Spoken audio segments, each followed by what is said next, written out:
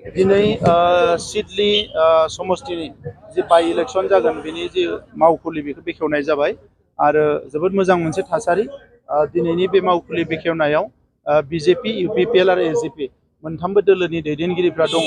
मावखुलि बेखेवनायजों लोगोसे जोङो दिनै मोनथाम बिटिसि समस्थिनि वार्कशप लादों बुथनि जोबोद मोजां मोनसे वार्कशप जादों आरो आं नुदों जे बेवहाय फैबाय थानाय जि बिसायख'थि बेवहाय गोब्राब बेबायदि थासारि जेबो गैया।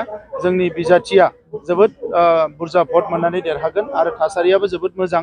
मानोना बिटिआर ओनसोलनि रायजो राजाफ्रा जेरैबायदि मिजिं थिदोंमोन बिनिख्रुइ बांसिन दिनैनि समाव दिनैनि सरकारनिफ्राय बिथांमोना मोननो हादों आरो बेखौ नुनानै हारि हारिसा गासैबो रायलायदों जे बयबो मोनसे गोजोननि मोनसे थासारिखौ नुनानै आवगायबोदों आरो आङो मिजिं थिदों जे नैबे बिसायख'थिया जोंनि थाखाय जोबोद मोनसे मोजां बिसायख'थि जागोन आरो जोंनि बिजाथिया गोबां भटआव देरहालांनो हागोन।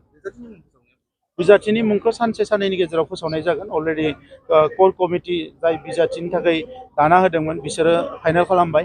बेखौ सानसे साननैनि उनाव जों बेखौ फोसावगोन।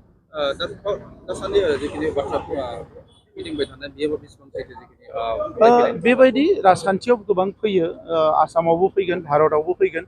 नाथाय मेन एजेन्डाया जाबाय बिटिआर ओनसोलनि आवगायलांनाय जोंनि जि गोरोबथा बेखौ 100% जाफुंसार होनाय आरो बे ओनसोलाव रायजो जानाय जोंनि माहारिजों लोगोसे गुबुन माहारिनि गेजेराव मोजां थासारिखौ दानानै दोननाय आरो जोंनि माहारि हिसाबै जोंनि जि एजेन्डाफोर दङ जायनि थाखाय जोंहा मुंख्लं जानांबाय थैनांबाय बे एजेन्डाफोरखौ जोङो मोगथाङाव महर होनो थाखाय खामानि मावगासिनो दङ आरो बेखौ नुनानै गासैबो रायजो राजाफ्रा दिनै गोजोननाय मोनदों आरो नैबे बिसायख'थिया जोबोद मोनसे मोजां बिसायख'थि जागोन आं बेखौ मिजिंथियो।